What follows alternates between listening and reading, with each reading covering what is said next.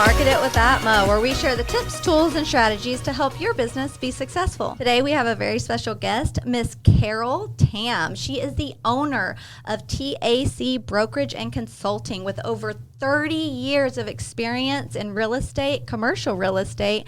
She is a wonderful, wonderful source to talk with about your goals and your struggle and your trials and errors as a business owner. Welcome, Carol. Thank you for joining us. Thanks for having me today, Story. So I met you at a wonderful, very private event. Can you tell our audience more about what exactly you do in commercial real estate and what led you to want to be in this position you're in today? Thank you. Love that question. Yes, I started in 1994.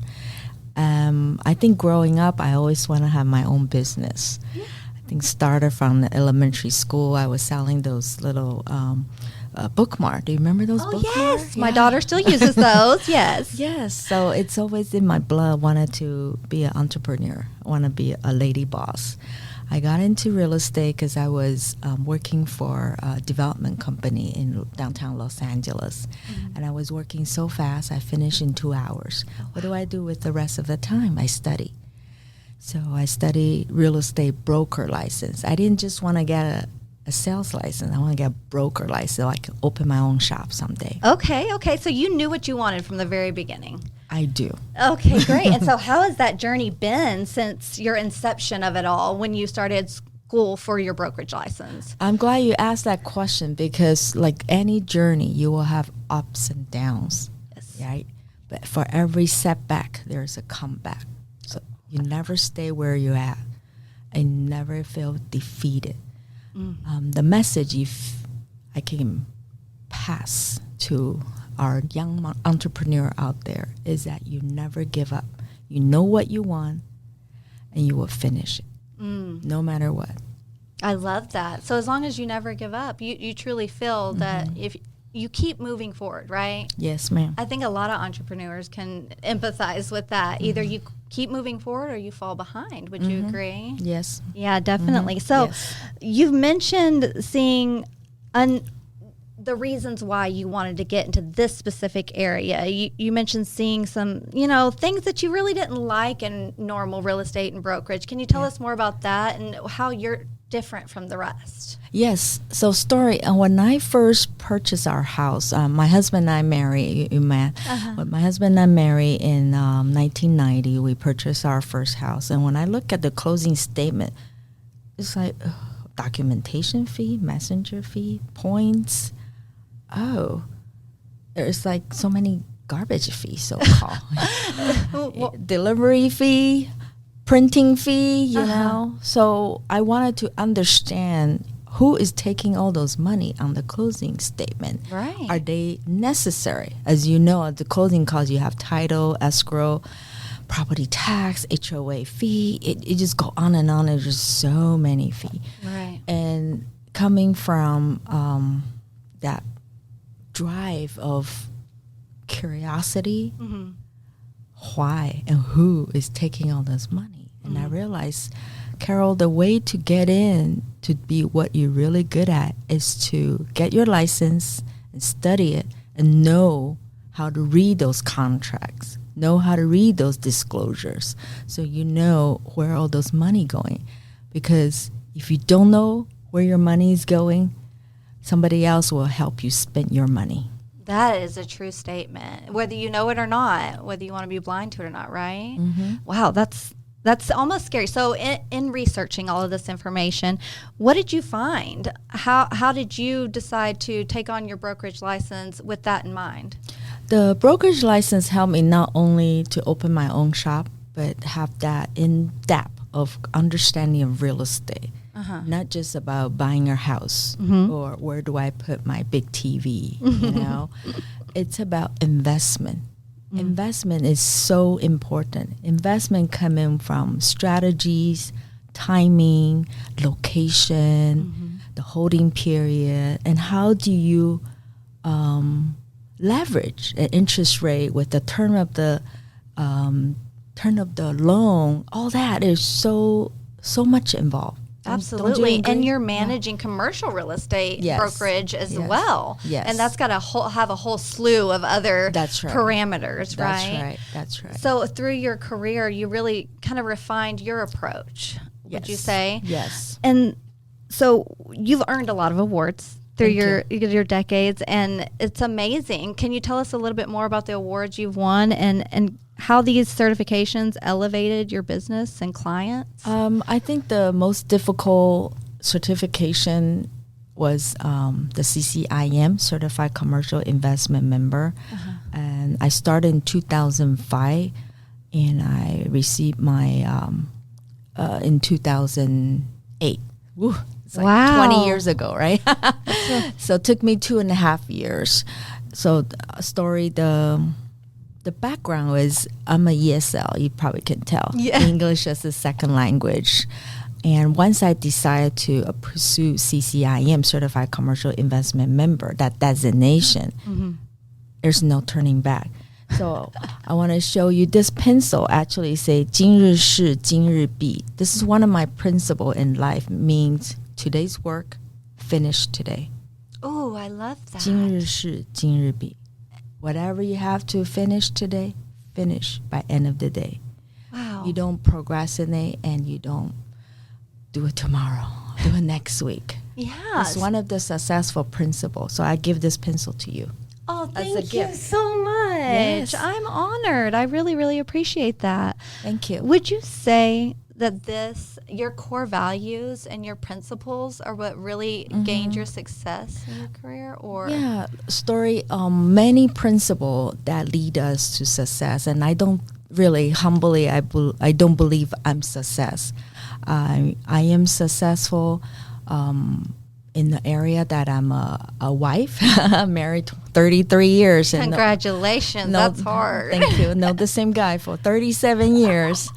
And I have 2 beautiful children. My daughter's 28. She's a licensed psychiatric nurse. Wow. Mental health, yes. Incredible. And my son is 24 years old, and he's still pursuing his dream. So as far as me, I don't really want to value myself by how much money, like the world judges. Absolutely. How much money you make last year, Carol, how many transactions you close, how many agents you work. No, that's the world looking at as success. What kind of car do you drive? I really think our success should be, are you kind today? Did you help somebody today? Do you live in abundance? Or do you live in complaint and lack and I'm a victim? That's powerful. It is very powerful. Does that make sense? And what a legacy you've left for your children, for them to be able to see you grow as an entrepreneur, as a female, as a mother. Those are huge, huge things to have your children see and know that they can become. Yes. Right? So at the end of the day, you're successful in being a mom and a wife. Thank you. And that's such a humble way of looking at it, because you don't stay in this business for 30 years if you're not great at it, in my opinion. Thank you. You're very welcome. Thank you. So tell us about the actual business name. What urged you to create TAC Brokerage and Consulting? And what makes your boutique approach so much more appealing to your audience and your clients? Great question. So TAC actually stands for Texas and California. I am a licensed broker in state of California since 1994. Wow. So 12 years ago, our family moved to Dallas, Texas, and the professor said, forget what you learned. You're in the great country of Texas now. So I pursue and receive my Texas real estate broker. So both states. I have license in both states. And I always want to do a boutique shop because you can tailor what the client wants. So you're not just 3-bedroom, 2-bath, 4-bedroom, 3-bath. No, it's about what client want. What's their long-term goal? What's their short-term? Is it for themselves, or is their legacy? Is it a lease or a purchase? Is it a shopping center or industrial warehouses? Every aspect is different, and we can get into it. how to pre-qualify client, how to cater to that. It's like you go into a dress shop and they will actually measure you, and knowing that, oh, Carol, a little bit too much here, they'll loosen up and they'll show your legs, Carol, because that's your asset. They will actually do that for you, so you look great no matter where you are, and you're still comfortable. You're good at sitting down. If you have to run with your high heel, catching the train, or you're in a foreign country, you have to, hop on a taxi and Uber and wear your backpack with computer in there. You're still able to move and you still beautifully present. So that's my boutique shop it's really catered to individual clients. They come in, I actually ask them questions. All these timing, location, is it for you or for someone else? And how long is your holding period? Well, the most important thing is what's your budget. Everybody have to have budget, right? Absolutely. I mean, if you don't know your budget, you can't help anyone, right? No matter what industry you're in. Yes. So you have these qualifying questions, and I'm sure you have a customer journey process we all follow. So, which is wonderful. And by the way, can I point out the shoes are very stylish and very versatile. Thank She you. has these wonderful shoes on, guys. You'll have to call her about it. Thank you. So you work in economic development as well, not Yes. just getting to know these people Yes. personally. Yes. So how does this partnership come about? How do they support your clients, the development to bridge the gap between buyers and sellers? I love that question. This is something I just started 3 years ago because I was a guest speaker at the Taipei International Convention Center. Congratulations. Thank you. On December 15, 2023. And it's by divine power, how you say it. I just raise my hand and say, I will do it. I'll show up. I will delay my flight. I will represent Texas. So I did. I went on the stage. I did my bada bing, bada boom in both English and Mandarin Chinese. I did it in front of the audience. Incredible. Yeah, so it's another secret for success. You have to be willing and you have to be ready. Because when the opportunity open, you have to raise your hand and say, I will do it. And everybody look at you, say, look at me. Who do you think you are? You're not from government. You're no. I say, I speak both language. I'm from Texas. I know what to say. You just give me the PowerPoint. I can say English. I can say in Chinese. Wow. So do you feel like that was a goal for you to be seen as a thought leader and speak in front of all these other professionals or entrepreneurs that are in the same space? I think my long-term vision is to impact people's life, whoever's listening, and I'm able to spark and inspire them. Never think that you're not good enough. You don't have the time. You don't have the money. You don't have the right look. Right. Yeah. At the end of the day, do you think being a female entrepreneur led you down a different path than other entrepreneurs that do what you do? I think so. I'm glad you brought that up. I brought thank you card that I received anonymously. Isn't that interesting? May I read this? Absolutely. Go ahead. This was probably 3-4 years ago. I received this card and say, "Hi, Carol. I hope your week going well. Thank you for your commitment and authenticity. I came across your profile on the CCIM site. Your passion and interest in commercial real estate development encouraged me. Today, that field is dominated by white males. Starting this adventure in 1994 took courage. Thank you for starting and persisting." And she signed Yolanda Columbus. Wow, that is an incredible letter. And I was like, I don't know her. There's no return address. How do I contact her and say thank you? No, she wanted to remain anonymous. And I kept this card to remind me, Carol, you don't think people are watching and listening? Yes, they do. They're watching and listening. Wow. So even with this podcast, I drove all the way here to see you because I feel the connection with you. I feel like my story will inspire someone else. Yes. And through your podcast, there's other people are listening. They might not be here in Dallas, Texas. They may be somewhere else. Absolutely. and inspire them, encourage them, never give up. And you're speaking reference to that, right? Yes. You are successful in your own way, but you're successful in your own mind and what you've done. And obviously, it goes to say that people are seeing that. So you think authenticity is something that anyone in this industry should really have, or do you think that's what separates you from the rest? That's a good question. It could be both. And authenticity means what you see is what you get. There's no fake about it. Nothing fake about it. No bait and switch, right? Right. And there's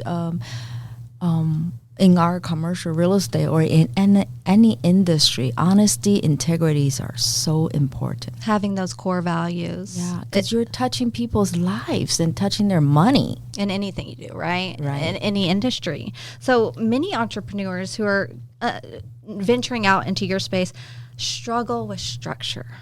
Okay. I know I have in my career and had to refine it. Can you walk us through how you create steps and timelines to stay aligned with your goals? How do you create that structure within yourself in such a big space?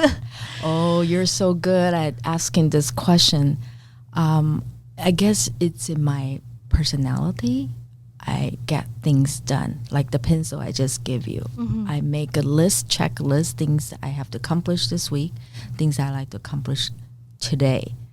And even with 2026 business plan, I started last month. People look at me like, you still have plenty of time. My business plan and the agenda and important dates start October of previous year. So I want to be ahead of everybody's schedule. You don't wait until December to talk about your plans and vision in 2026. Absolutely. If you're waiting that long, then you probably need to restructure, right? So accountability is important. Get back to what you're saying. Structure is what you put on yourself. You make yourself accountable. And you could break it down to monthly or quarterly. You can break it down with budget, however you want. But the most important thing, you have to be comfortable.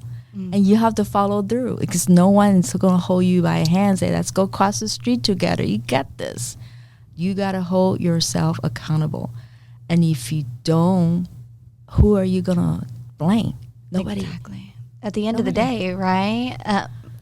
That's incredible advice because sometimes you forget that you're the one to blame for where you are in life, right? You can't blame it on anyone else but yourself. And with all of your success, I'm sure you're the one to speak on those things. So you've openly shared that you've had tough lessons. Yes. Can you tell us a little bit more about that, specifically in 2019? Yes. And tell us kind of what happened and how you overcame that. It was a story that, victim story that I couldn't get out of it for probably 3-4 years until I signed up for Brave Thinking Institute. The mentor, Mary Morrissey, taught us all those steps. One of the important thing is gratitude every day. And number 2 is forgiveness. It was very difficult for the business partners who betray me, lie to me, wasted my time. And these are Christian brothers, sisters. We pray together every meal. We pray before our meetings. So how did I overcome? It takes courage to forgive them one by one. And it takes time to learn to see the gratitude every single day. And that gratitude will overcome all the negative. Story. I have people tell me that, nobody want to hire me. I'm not good enough. Blah, blah, blah. It's like, you can overcome that while you still have sunshine today. You have good health. You have legs. You have hands. You're physically capable. You could do more. You could be more. What is that you want? Instead of falling to that rabbit hole, I'm not good enough. Nobody's going to hire me. I'm so sad. I'm a victim. Boss is yelling at me. blah, blah, blah. And you said 4 years of this. Yeah, I went through all that because I was in a victim mind. Yeah. I mean, there's audience out there probably suffer more than 4 years. Yeah, and Right? you mentioned that leaders cannot be people pleasers at the end of the day, right? Right. And so would you say that that's something you learned from that? I learn nowadays I have to learn to set boundary, which is very important. And Yes. you and I, we're mother and we're helping people. We see the need in people, right? And we give and give and give. And when do we know that, okay, this is not good for me, it's taking too much of my time? And that kind of tone of voice should not be acceptable. How can they talk to us this way? To set the boundary. And I learned this year, I'm so proud of myself, I learned to set boundary. I actually learned to set boundary regardless what they say. They're going to judge you. They're going to judge us. So, oh, that's Carol so bossy. Who does she think she is? But that's how we protect ourselves, protect our time, protect our value, and spend time with the people who actually appreciate us. I love that you mentioned that after 3 decades of being in the industry, because it goes to the point that no matter what entrepreneur you are, no matter what industry, you are always learning. If you're not learning, even after 30 years, then you're going to fall behind, in my opinion. Would you say that's kind of where you are in life, is you're continuing to learn and grow, even though you've had success in your industry? Yes. It's like cha-cha or salsa. 2 step forward, 1 step back. If you're not making the 2 step forward, you're 1 step back. So keep moving forward. So many little quotes I want to take from you today. I know we don't have a lot of time, but I will have you back on the show. I want to ask you a couple final questions that I know our listeners are wanting to know. So what, at the end of the day, when you look back on your journey, what's one decision or principle from your early days that still guides you today? Oh, that's such a good question. You're very good. Thank you. It's something I wanted to know about you, so I assume everyone else wants to know.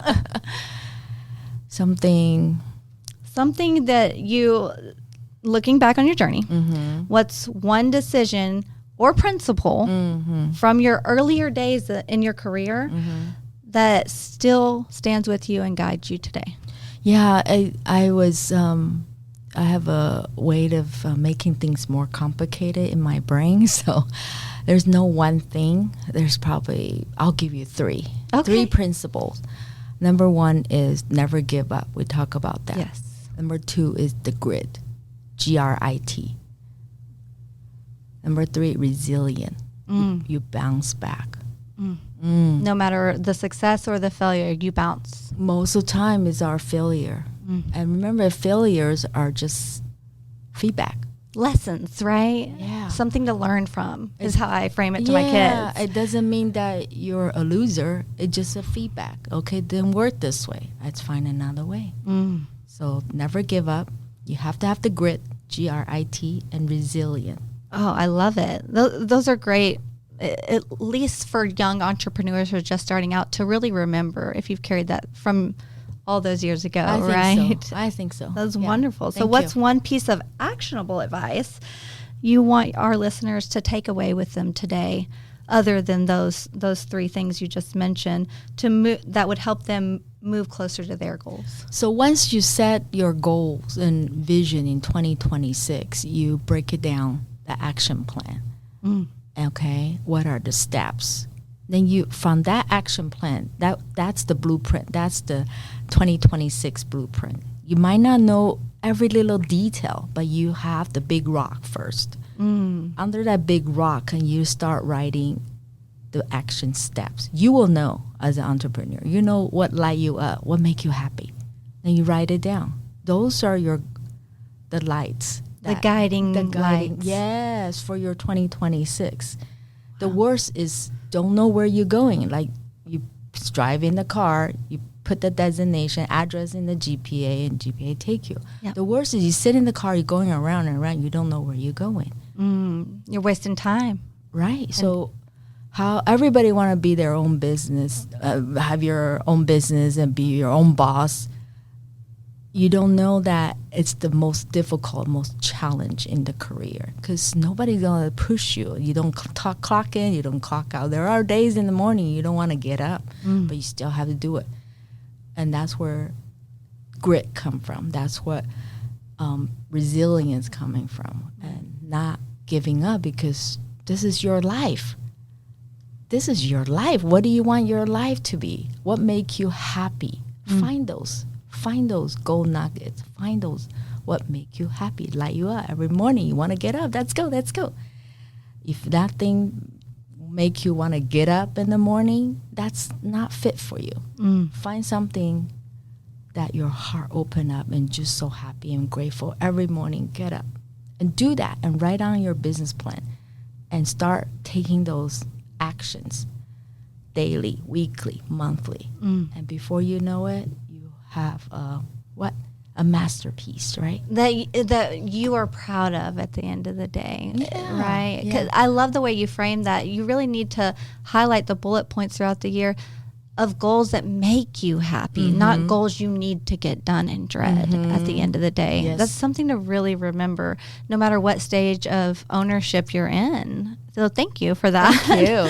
So how can anyone find you to ask you more about all of the different things you do from international to real estate here in Los Angeles? How can they find you? Website, socials?